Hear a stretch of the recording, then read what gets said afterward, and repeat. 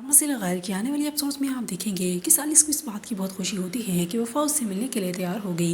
लेकिन जब जाकर देखता है तो शिफा सामने होती है। शिफा अब यही कहती है कि तुमने मुझे यहाँ पर बुलाया है, लेकिन सालिस बार बार ये कह रहा होता है कि मैं वफ़ा के बुलाने पर यहाँ आया हूँ।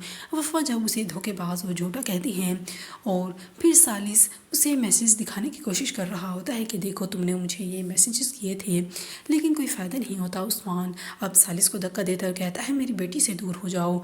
अब वो शफा का हाथ पकड़कर सबके सामने ला कर खड़ा कर देता है, कहता है कि देखो इस सालिस से मिलती फिर रही है और सालिस भी जो एक तरफ मेरी बेटी का पीछा नहीं छोड़ रहा और दूसरी तरफ इससे मिलता फिर रहा है। रज़ा तो अपने आपे से बाहर हो जाता है, उसकी आंखों से आंसू आ जाते हैं और रोने लग जाता है और शफा को भी जोरदार थप्पड़ मारता है कि आखिर कब तक हमें और कितना शर्मिंदा करवाओगी सबके सामने। वफा जब सालिस से मिलना नहीं चाहती, उससे बात नहीं करना चाहती, सालिस सामने आकर उसका रास्ता रोक लेता है, उसका हाथ पकड़कर अपने सर पर रखते हुए पूछता है कि बताओ कि तुम मुझसे मोहब्बत करती हो या नहीं।